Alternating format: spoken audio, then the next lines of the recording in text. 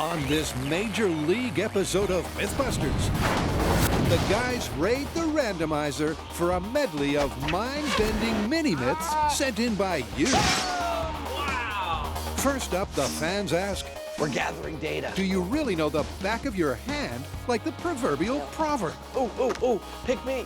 Then, Have at it. is a subaquatic pool pedal possible, plausible, or patently preposterous? Most peculiar start to any race ever. Meanwhile, He is none other than Matt King. Cary, Grant, and Tori draft a giant of baseball The man's got a cannon for an arm. to pitch in with some monk magic. Can you really pierce glass with a needle? And finally, you ask, does the potty dance See, the potty dance is simple and basic. actually help you hold it in for longer? I hope I don't go pee now. This would be awkward. Who are the MythBusters? Adam Savage Is everybody okay? and Jamie Hyneman. It's party time. Between them, more than 30 years of special effects experience. Together with Tori Belleci, We only have one shot at this. Grant Imahara, and Carrie Byron. They don't just tell the myths, they put them to the test.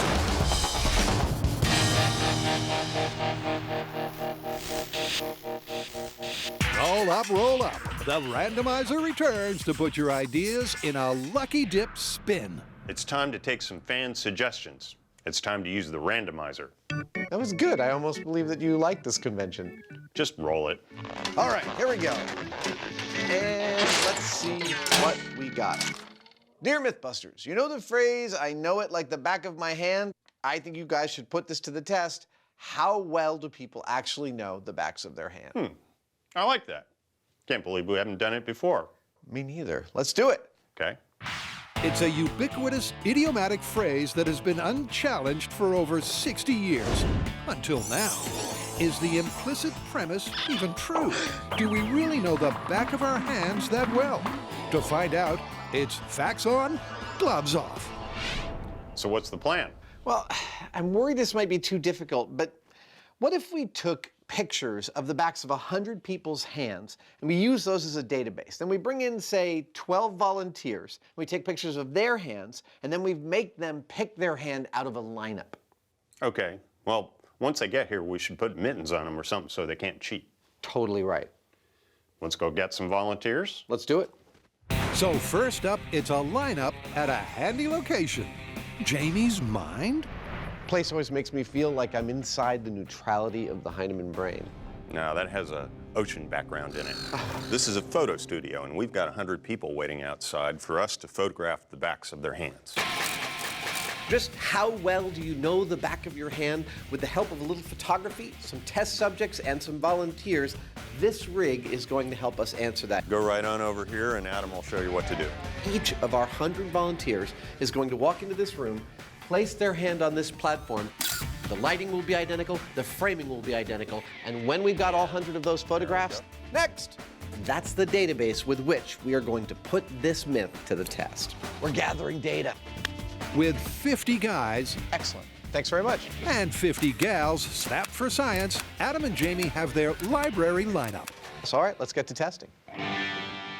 And back at Hand HQ, 12 blindfolded volunteers are wheeled in to take the actual test. I'd love you to drop your elbow a little bit. Will they recognize their own hands when it's right in front of them? Do they, in fact, know the back of their hand as well as the idiom suggests? Thank you very much. Our test subjects are going to have to pick the back of their hand out of a lineup. That lineup is going to include 9 other hands picked from the 50 that we took photos of. Here's the first one. All right, let's pick some hands that look similar. Now, already we're clearly controlling for gender. We are also going to control for race and shape. The myth isn't, can you pick your hand out of a random lineup of people's hands? I always love it when it all starts to come together. Let's bring her in.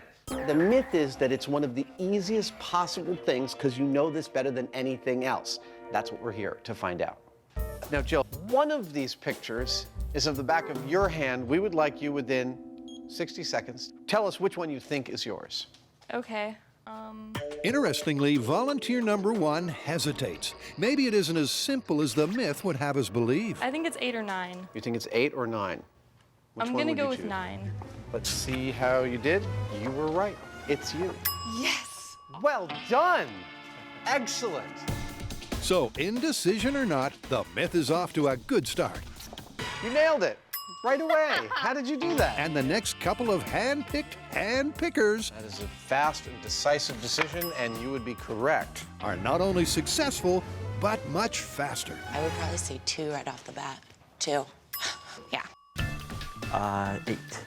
Dimitri's an interesting case. He, like a couple of other of our test subjects, identified his hand almost instantly.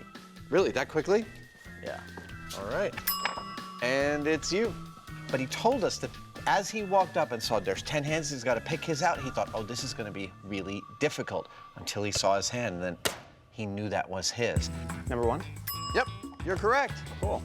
That's sort of what's happening to us. In the abstract, we thought this test would be really difficult. In the concrete, it's turning out to be a lot easier than we thought. With only 1 failure I'm sorry, it's not you. out of 12, the numbers are very persuasive. Definitely number 1. The overwhelming majority of our volunteers know the back of their hands like, Bingo! you know the ending to this line. But it's not over yet. Why isn't the proverb based on another body part? Is it possible to replace back of the hand for another anatomical article? She nailed it. Question is, what? I feel like I would know the palms of my hands better than the backs of my hands. And we know our faces better, but that's too easy. We do brush our teeth every single night. Yeah, let's do teeth. What if we did teeth and palms against backs of hands and see how they compare? Okay. All right? Next up, the randomizer throws up some monk mayhem? Okay, I can't wait. All right. All right. Dear Mythbusters, I've been seeing online a lot of people, mostly Shaolin monks, throwing needles through panes of glass. Oh yeah, I've seen this. The monks are standing fairly close to the glass, maybe 3 or 4 feet away, and they have these fairly heavy needles. They throw them in the glass without shattering it. Do they really say, "Ugh"? No, I just made that up. All right, well, they want to know, is this an actual occurrence or is this just special effects? According to the internet, this myth's a monk slam dunk, as the needle somehow penetrates the glass without causing it to shatter. But is this just Shaolin shenanigans? Okay, in watching the video, it looks like the needle is pretty chunky, but what about the glass? I know, it's kind of hard to tell. Why don't we do this? Let's just take regular window glass, which is about 1/8 inch thick, and we just start throwing needles at it, and we'll see if we can punch a hole through it. It might just shatter or bounce off. Sounds great, and depending on what we get, we can either ramp up the speed of the needle or use thinner glass. Now in this myth, we see what appears to be a Shaolin monk throwing a needle, such as this one, through a piece of glass. And we've got some leftover 1/8 inch window glass from a previous experiment. You guys okay? Everybody okay? We've also got our high-speed scale to tell us how fast we're throwing. But before we actually throw needles at glass, we've set up our dartboard just to see what we're gonna get. Now to test this myth, we are going to be using an upholstery needle. Why? Because that's what we think they were using in the video. Now for us to get this to actually punch through the glass, we need to hit it with the tip of the needle because we need as much pressure as we can get. Now, as we know, pressure is force divided by surface area. So what we're going to do now is take some practice throws into the target. Once we have our throwing technique down, we're going to switch it out for glass and see if we can punch a hole in it. So first up, the guys are stepping up to the practice plate. Generally demonstrating some sort of physical feat on camera is something I dread, mostly because I lack any sort of athletic skill, coordination, or grace. But maybe throwing needles will be my thing, because I have spent some time with the dartboard. And sure enough, Carrie's got this one covered. Because other than the odd bounce back, Ow! she's hitting the board first time, every time. Eh? Nobody saw it? And when Grant and Tori step up to the plate, they too find that embedding the board is surprisingly simple. Now throwing a needle is different than throwing a knife. Throwing a knife, the knife is actually flipping in the air and you have to time it so that the tip of the knife is hitting the target at the right time. With the needle, you're actually releasing it and it's flying through the air almost like an arrow. And that means hitting the glass with the sharp end should be easy. But will the penetration without shatteration be as straightforward? So my top speed was 28 miles an hour. Grant's was 38 and Torres was 47. Now we're moving on to glass. And though I think speed's gonna be a major factor, we all still wanna give this a go, because this is really fun. Indeed it is. And first up is the lady herself. Putting a hole in 1/8-inch glass. Let's see if you can punch a hole through it with the needle. Oh, looks like the window got its revenge. Yep, in take one, the needle just didn't have the power to pierce the paint. Trouble is, neither does take 2, 3, or 4. Now I can see the tip of my needle is hitting the glass, but I just don't have the speed to actually penetrate the glass. Next up is Grant. Will his extra throwing speed give him a hole in one? This seems a little more dangerous than I thought. Why? Because he's bleeding? Yeah. Despite a 10-mile-an-hour increase on carry, Grant's not getting any penetration satisfaction. Enter Tori. He has a significant and sizable 40% more kinetic energy to bring to the party. Whoa! Dude, you're making good contact. It's the hardest throw yet, Ooh, strike! but it still barely glanced the glass. Despite every effort, the only thing busted around here is the myth. But all is not lost. So far, we have not been able to get a single needle to fly through the glass. I just don't think we're throwing these needles fast enough. I mean, we're hitting the glass and we're hitting it correctly. The problem is the speed of the needle. We need to bring somebody in who can throw objects much faster than us.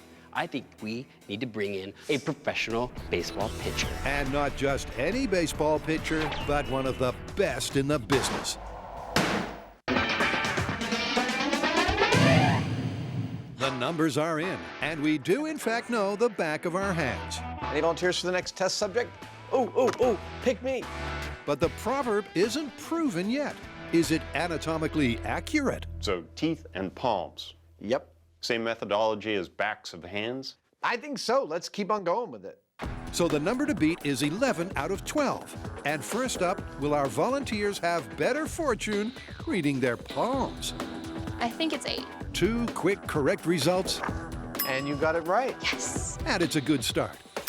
And you're right. But by palm picker number 3, it's clear it's a trickier task. Yeah. Number 4. That is not you. Damn. Looks a lot like me. I'm gonna guess number 4. You got it. Yes. Awesome. Well done. You know, Jamie, it's funny. I thought that the palms would be even more distinctive than the backs of the hands. It's 9. Really? Yeah. All right. Let's see. You are correct. But all at once, they end up looking kind of more uniform. Well, let's see what the numbers say. The numbers, I'm gonna go with 4. 4. All right. Though I'm not very confident in that. Not very confident. It is not you. Yeah. soon add up to a decisive conclusion.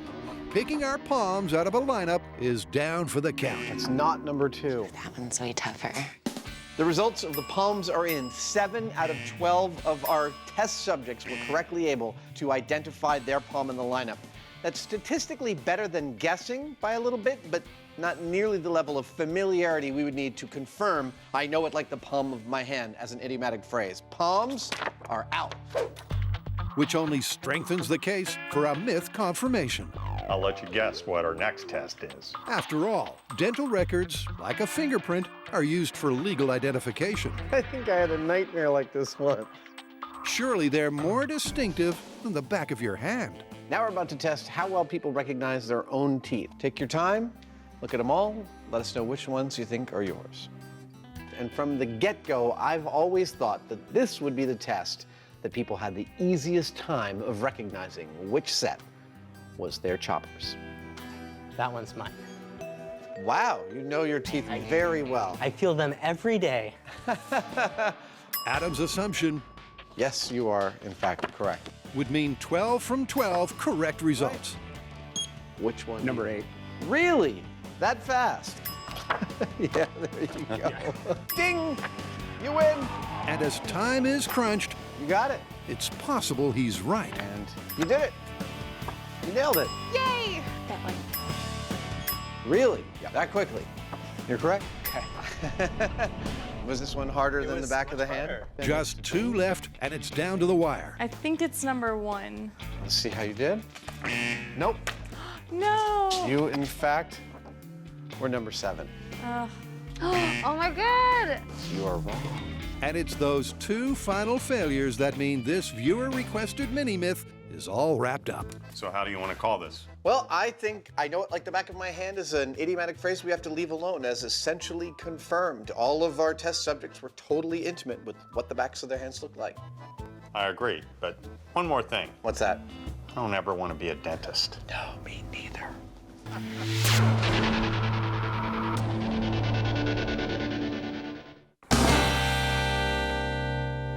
So we've been trying to throw a needle through a sheet of glass. Now we started with 1/8 inch glass, we perfected our technique, slowly increased our speeds, and so far, we haven't had any success. So we need to ramp up the velocity of our needles. So we have brought in one of the fastest pitchers in the world of baseball.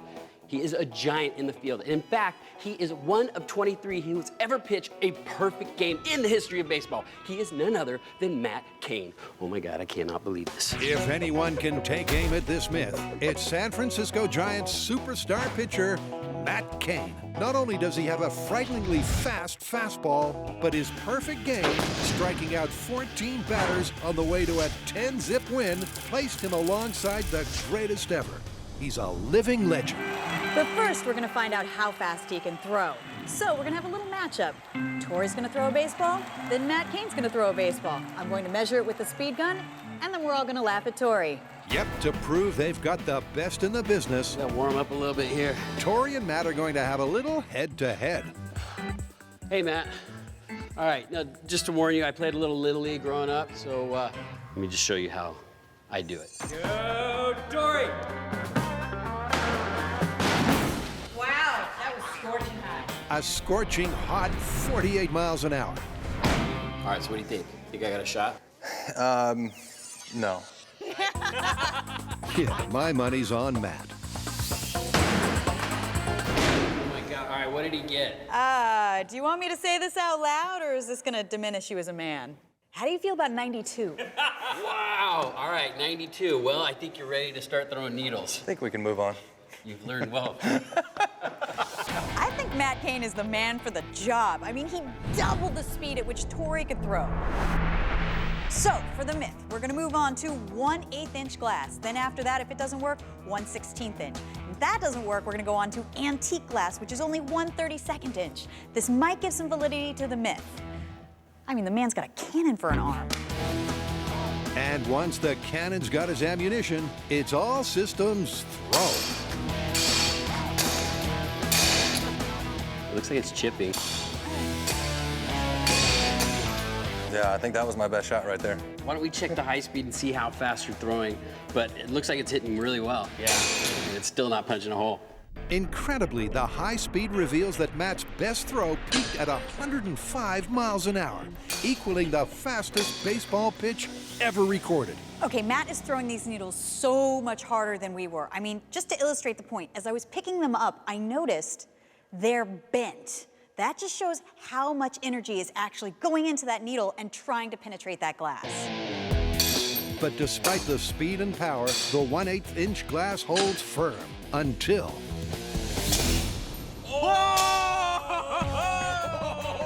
I wish that had been the one. Oh my God! Wow is right. With the reduced mass of the needle compared to a baseball, Matt manages to unleash a 113 miles an hour missile that takes a chip off the old block, but still fails to fly through, which means it's time to trim the fat. Okay, so this is 1/16 inch glass. Now, because it's thinner, it reduces the amount of energy required to punch through. But the trade-off is that instead of punching a hole through it, it may shatter completely. All right, Matt, remember all your Shaolin training. I want you to just punch a hole right through that glass.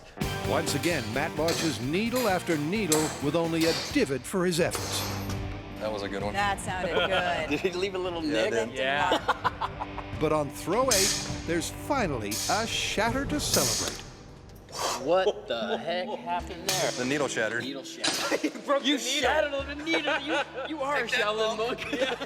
Amazingly, Matt has busted the steel needle and left the glass utterly untouched, which doesn't bode well for the myth. Okay, so Matt couldn't break the 1/16 inch glass. We're moving on to 1/32. Now, this is actually hard to find. You have to find this in an antique store. It's very thin glass. If he can make it through here, I think it's still plausible. Indeed, but the problem here is that this glass is so fragile, it may sooner get smashed than speared. You broke the glass with a needle. That's insane. Yes, but it didn't exactly happen like the monk did in the video. The glass is so fragile. So at this point, it doesn't go through, it just smashes the glass. Yeah. In order for us to get the needle to punch a clean hole, we're gonna have to get these needles traveling a lot faster. All right, well, this is busted for a human, but amazing achievement. Nice work. Pretty fun.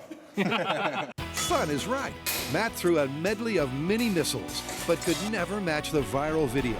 Having the needle pass through the glass, which is left otherwise intact, has proved impossible, even for this perfect picture. Look, we have no idea what they used in the video. We don't know if they used real glass, if that was a real needle. But here's what we do know. We're gonna find out what it takes to punch a hole in a sheet of glass without shattering it.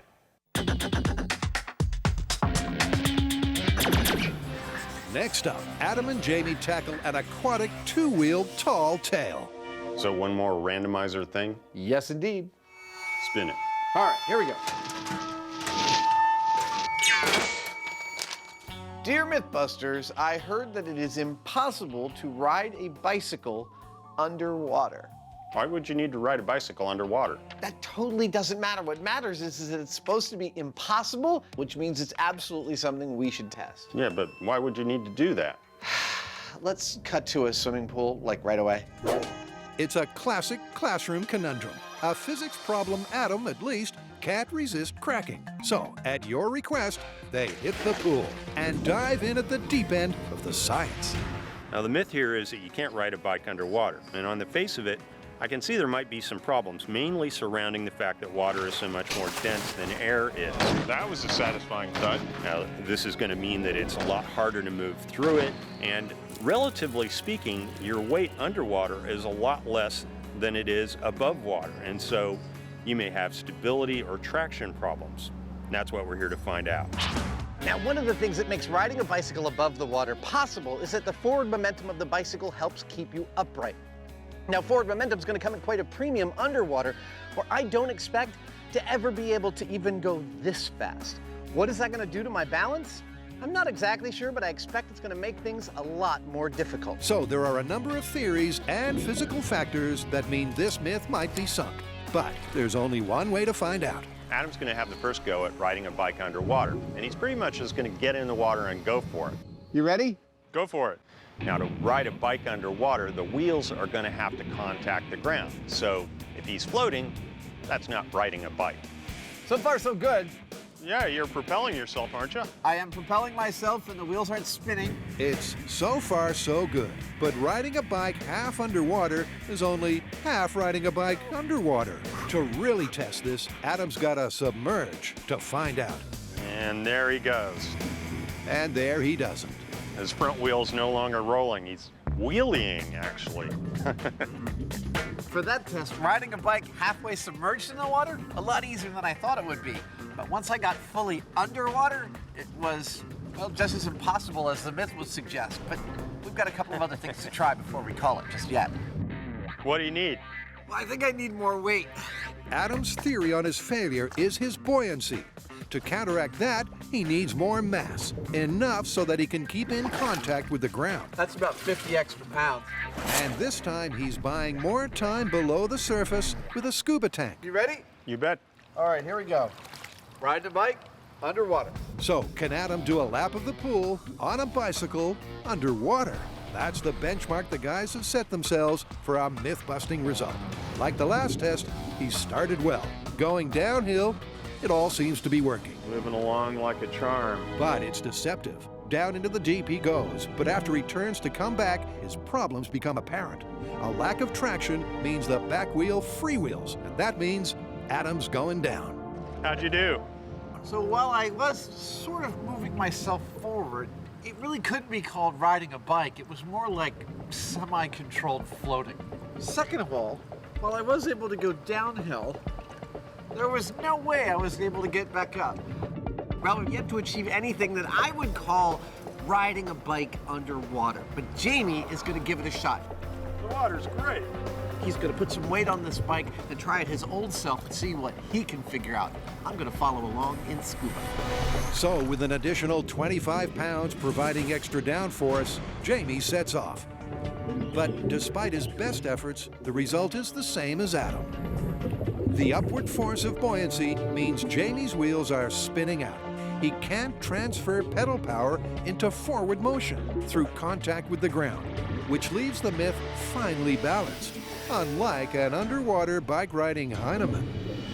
Well, the myth is that riding a bicycle underwater is impossible. And while I think we've pretty cleanly shown that it's not impossible, I don't think we've yet shown that it's totally possible. See, I think of a bike riding as something that conveys you across a surface, and you can ride it uphill and downhill, and it gives you a mechanical advantage. So far, underwater, we've just been able to sort of control our floating. This is not a vehicle of conveyance underwater. Yet. I've got a couple of ideas up my sleeve that may make it one. The big problem here is traction. And to me, that means that we need more weight. A lot more weight. It might even be a couple 100 pounds. What say we each put our ideas to the test, come back to this pool, and have a little underwater challenge, see who can officially ride a bike underwater. A little race. A little race. Works for me. Let's do it.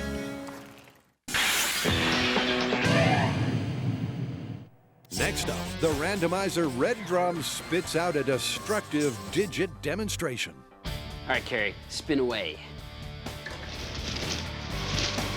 Make a good one. Dear Mythbusters, there's a video I was sent that shows some fire department trainees being taught how to break a car window with just their finger. Is it possible? That sounds interesting. Should we check it out? Roll the tape. It's a hot viral video sensation sent in by you. A firefighter appears to break a car window with nothing more than the tippity-tap of a single digit. So, fact or firefighting fake? To find out, here's Grant with a science appetizer. Okay, so here's the theory behind this whole video. See, every system, such as this piece of glass in the car, has what's called a natural frequency. That's a frequency that it wants to vibrate at.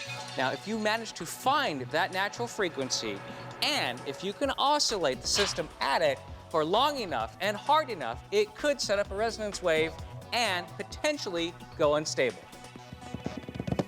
and shatter. To test the theory, it's a simple setup. A couple of cars with windows and a little showbiz. I think we're all gonna give it a tap.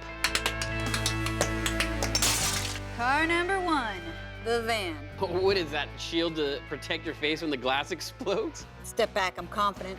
I think finding the resonant frequency with a little tippy tap is gonna be a little bit harder than presented on the internet. I think there might be a little trick there. He sure made that look a lot easier in the video. Despite repeated attempts from Carrie and Tori that match the viewer video, All right, I don't think the window's gonna shatter, but I may have shattered the bones of my fingertips. the results are less than whelming. All right, so Carrie and I both tried shattering the glass. We couldn't do it. Now, I know our techniques look the same. That's probably because they were. Just tapping the glass, just like we saw in the video, did nothing to the window. It's still in perfectly good condition. Grant's gonna give it a try. Hopefully he can shatter the glass. With his extensive training in the martial art of digit drilling, All right, here's what it's done. Grant is surely the man for the job. Are you gonna nerd it to death? Instead of a massage? I'm examining. When it comes to exams, Grant has never failed one in his life. That is until now. Car one, Grant zero. Jokes aside, the team experiments with different rhythms, an alternative vehicle, and varying levels of force, but all to no avail. Let me in. The team smells a fake viral video rat. Clearly, there's some kind of trick involved here, because cars go through all kinds of different vibrations, different frequencies, as they're driving on the freeway or over bumpy roads. And you know what? Windows don't spontaneously shatter in real life. Which clearly means the myth is busted. Totally busted. But the question remains, how was it done in the faked video? I think the guy had something in his glove. Something maybe as simple as, say, a center punch. I mean, he had a pretty loose glove on, and this could be substituted for a finger. Why is your finger so elongated? My spindly fingers couldn't do it on their own, but I bet you they could now.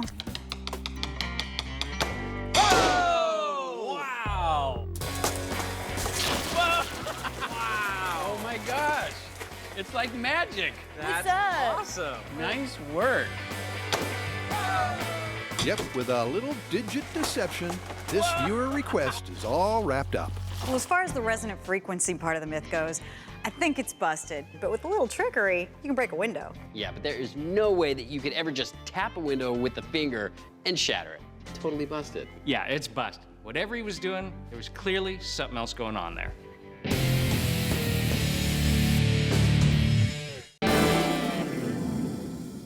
It's the rise of the randomizer. The MythBusters are taking a random selection of your madcap mini myth requests and putting them to the test. All right, here we go. This one comes from the fan site from someone called King of Miri. Oh, this is a good one. Why is it that when someone has to pee, they shake around? Doesn't that make the feeling worse? The potty dance. Now, for those of you that don't know what the potty dance looks like, Carrie's about to demonstrate. I am. Yep, go for it. There you have it. Nice work. Well, that is an interesting idea. I mean, you would think that jumping around would actually slosh around that pee and create more pressure on your bladder. Yeah, you know, I would think that it'd be better just to sit quietly and relax. Nah, I think the potty dance works. We should test this. Let's get our adult diapers on. Already got mine. So, does the potty dance really help you hold out? Can you avoid the can by doing the can-can? Will a pee jig, wee waltz, or tinkle tango really help or actually hinder? To find out, the team is ready to cross their legs, shake their booty, and flush their dignity. First up for the potty dance experiment is the control. We've all come to work with completely empty bladders. We're going to consume 2 liters of water. Cheers to science. And time how long it takes before we just have to pee. Okay, 2 liters. Get ready, bladder, because here it comes. So we've set up 3 clocks to time how long it takes each of us before we just can't hold it any longer. Thinking about peeing. Now for this control, we won't be employing any special techniques. There'd be no dancing, no meditating, just regular behavior, or at least as regular as it gets for us. Now, once we're ready to open the valves and let it flow, we're gonna come to this, the official MythBusters data disposal unit. There's no dancing yet, I'm just walking. Now, there's one rule, number 1 only. Once we're done with the control test, then we're gonna move on to the potty dance. So for the baseline, the guys simply went about their day and tried to hang on for as long as they could. I gotta go! I gotta go! I think I might need a 5-gallon bucket. And for Tori, that was close to 2 hours after drinking 2 liters.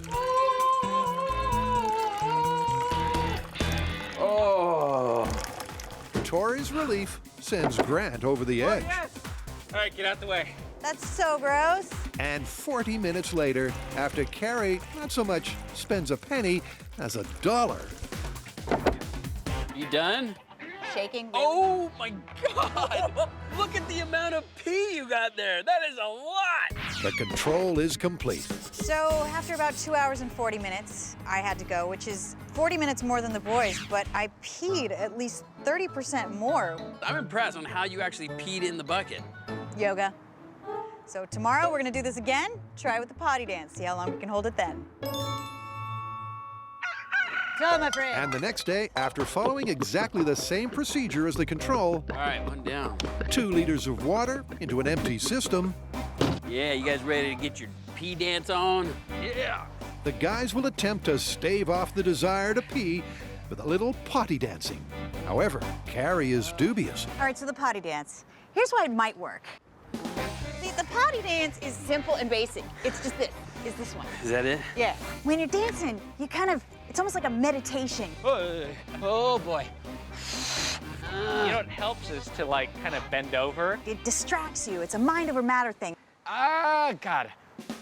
Maybe the moonwalk might make it so you don't have to pee. It's helping you? A little. God, I hope I don't go pee now. This would be awkward. Stepping off. But at the same time, all that jiggling and bouncing, it's gonna put pressure on your bladder. It might actually force the pee to happen before you're ready. And for Tori, that appears to be the case. This is not helping, it's actually hurting. Yesterday, I was able to hold it for almost 2 hours, so looks like dancing is not helping at all. That's it, I'm out. I can't take it anymore. So apparently, the pee-pee dance didn't work for me at all. I can't listen to it. Oh. It caused me to go to the bathroom a half hour sooner than I did in the control test. So right now, it's not looking good for the myth. Oh, I feel so much better. Woo! Nope. And although Grant grits his teeth, grips his pants, and painfully shuffles around for another 20 minutes, he's also short of his control time. Oh my gosh. Why is it foamy? It came out at high velocity. Wanted to get out. But Carrie has her groove on. A groove that enables her to shimmy and swing a full 7 minutes past her baseline. This is working for me because if I stop, I will wet my pants. I might have to dance all the way into the potty. I'm gonna have to dance my pants down, and I'm gonna have to dance into the potty, and I'm gonna have to dance the pee out because, all right, that's it for me. Whoa. Woo! Oh, God. Yeah, keep dancing. Whoa. So the test climaxes in a strange, contradictory result. So this is weird. The dancing actually made us pee sooner than the control test. But with Carrie, the dancing actually stopped her from peeing sooner. That doesn't make any sense. The boys felt that the moving around made things worse, which was reflected in their times. But the movement increased Carrie's ability to hold on. So with inconclusive results, what's required is a third test, a contrasting technique to the mythical potty dance. This time, the team is going the full zen. Downward dog. Urinating dog. You're ruining my zen. This time, it's mind over bladder. Is mental and physical relaxation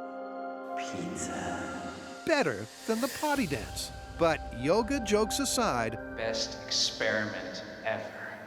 as the time ticks along, the team is taking this seriously. They zone, bliss, and chill out, attempting to banish bladder-bursting thoughts until they can't stand it any longer. All right, so it's 2 hours and 5 minutes. I have technically beat my control test, so technically the Zen technique is better, but not by much. So for Tori, it was a marginal improvement on his control and significantly better than the potty dance. Oh, God, that feels good. And 40 minutes later, Carrie maintains her consistency with another similar time. But Grant serenely sails past his control by a massive 47 minutes, which leaves a mixed bladder of results. All right, with the results in, it looks like it's going to be very hard to come up with some sort of sweeping conclusion. Everybody's anatomy is so different. For me, the potty dance and the Zen method both helped me prolong having to go to the bathroom. Tori, nothing helped. He had to go, and he had to go quick. Grant, the Zen method really helped him out. So, guess it comes down to everybody's different. And that is the moral of the story. Whatever works, works, until it doesn't. Then you just gotta go. I don't know about you guys, but I am so glad this experiment is over. I don't think my bladder could take another day of testing. It's crazy, the results are really all over the place. I mean, one method worked for at least one of us every time, so I think we can call this one plausible. Sounds good to me. You guys want to get a drink?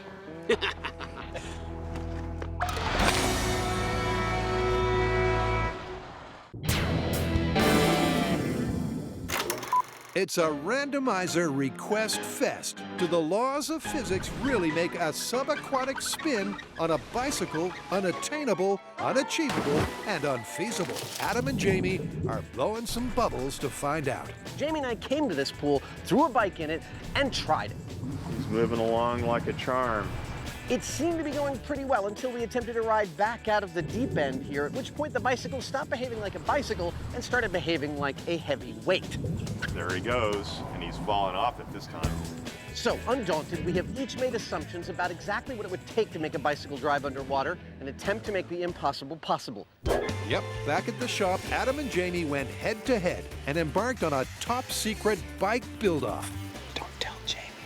In order to get more traction, I'm gonna make my bike really heavy, but I've also filled the tires with corn syrup. I have no idea if this is gonna work. But it's funny. Funny and a solid scientific theory. The syrupy filling will spread the tires, providing more surface contact and more traction. He also added 50 extra pounds of weight. I think it's perfect. But Jamie A couple of lead training wheels. took a more heavy-handed approach. I've added 120 pounds of training wheels to the back of this bike and another 20 or so on the front. I think it's going to give me all the traction I need. I'm ready. So they each have a mechanical solution they believe will give this myth its best shot. Jamie focused on weight and stability. Adam went for traction. To see if either worked, they introduce a little competitive adrenaline. The race starts here at the top of the ramp. As soon as I start the timer going, Jamie dives straight into the water.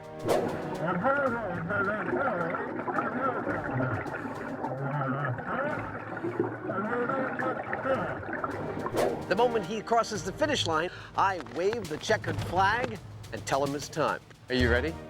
Ready as I'll ever be. Then it'll be my turn. So they're all set for the Tour de Pool, Go. a uniquely MythBusterish event. Most peculiar start to any race ever. I like watching the top of his bald head disappear into the water. All right, let's go follow him. Everything seems to be going smoothly. Now he's coasting downhill. 165 pounds of bike, 180 pounds of Hyneman. He's rounding the cone. This is where we ran into trouble last time we were in this pool. Going back up. The whole design of his bike is about getting him back up the hill, giving him enough traction. But all of the extra mass doesn't seem to be aiding Jamie's cause. In fact, it seems to be more of a 160-pound hindrance than help. It may just be too much weight for him to get up that slope. Jamie was hoping the downforce from the additional weight would help maintain contact with the ground. It's a marginal improvement, but not enough to escape the deep end. And in the end, he has to use his feet to get to the top. It's little Hyneman that could, inch by inch, making it out of the deep end, all on his own. And in a burst of slow, Jamie finishes and delivers his verdict. That was absurd. This was far worse than the unmodified bike. You know, more weight is harder to pull uphill. It still didn't have perfect traction. Well, since I tried that approach, I tried adding less weight and changing the tire's consistency to try and exploit that. Let's say I have a run and we'll see where we get. So, in conclusion, more mass counteracts the buoyancy, but the drag is a drag. 1, go. Question is, can Adam complete his lap? There he goes. So far, so good. Well, I can tell already he looks like he's doing a lot better than I was. And here comes the hard part. King of the mountain, he's not.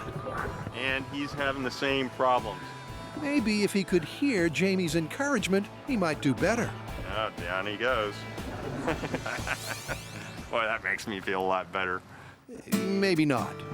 The good news is, the mods I made on this bike are a radical improvement over the unmodified bike. The soft tires and the more weight made this bike have much better traction. However, I was not able, even with those improvements, to get out of the deep end under any circumstances. At this point, it's pretty much an even race. In other words, we've both failed. And I think you'll have to agree, I gave it every shot I had. So how did we do in our obstacle course? We sucked. We didn't suck. We gave it a good try. The idea of riding a bicycle uphill underwater, that's what I think sucks. Yeah, I thought we could have done a lot better, but we just couldn't do it. We couldn't go uphill. No, but the good news is we have this idiomatic phrase that we can now answer. Is riding a bicycle underwater impossible? No, it's not. No, I think on a flat with a very shallow grade, it's totally feasible, and both of us were able to do it. And that means the myth is busted. Totally busted, but so is our ability to ride uphill underwater. And we ruined a couple of perfectly good bikes. It's all in the name of science. Let's get out of here.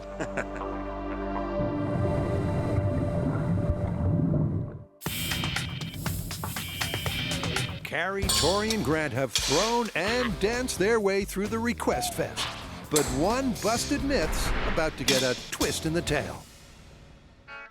I think we got some unfinished business with this whole needle throwing myth. What do you mean? I say we take a pellet gun, modify it, and see how fast we can get that needle going, and then see what happens. I love it. Let's do it. We're trying to replicate what we saw on the internet, a Shaolin monk throwing a needle through a pane of glass with a clean hole. We started out with just manpower. Didn't work. Then we moved up to Superman power and used Matt Cain, who has the fastest arm in the West. So now, we're gonna try something with even more power, an air rifle. Yep, an air rifle. As his chaos maker of choice, it's got Tori written all over it. Now, I've shot out a lot of windows with these, but I've never shot one out with a needle. I never thought of this before, but there is a problem. The needle is very thin. It's not the same diameter as the barrel of the gun. So I'm gonna have to use this sabot to capture the air pressure to shoot the needle down towards the glass. With the rifle capable of shooting at 180 miles an hour, the 1/8-inch glass and the myth is facing its final firing squad. This is 1/8-inch glass with the needle and air rifle. Here we go in 3, 2, 1. Let's see what that did. That looked like a nice hit. Wow. Wow, but no cigar. A good point-first contact and no penetration. But with a speed of 140 miles an hour, the team still has a chance to further pump up their chances. Because with an extra pump or two comes more power. Is it a divot? It is. This time, the needle rockets out at 160 miles an hour, but again, no penetration. However, the divot damage is promising. So for the final time, Tori cranks the gun to the max, 180 miles an hour. 1. That looked good! It punched a perfect hole just like the Shaolin monk did. Dude, so that's what it takes. Incredible speed. Incredible speed indeed. A full 70 miles an hour faster than Matt the Cannon Kane's best throw was the magic number. And with the physics laid bare, the team suspects an alternative technique was used. It's not a hoax, but it seems there's more than meets the eye to this mythical monk magic. I'm gonna say this is busted still, because I just don't think that any human is gonna be able to do that. Totally busted. Absolutely busted. Now, the myth that you could throw a needle through a pane of glass is totally busted. We tried everything we could to get this to happen. We threw it ourselves, we even brought in a professional pitcher, and we changed the thickness of the glass, and we could still not get a perfect punched hole. Finally, after using an air rifle, we were able to punch a perfect hole. But remember, that's getting a needle to travel at almost 200 miles an hour. No matter how you look at this one, it is busted. Let's just hope the Shaolin monks don't have cable.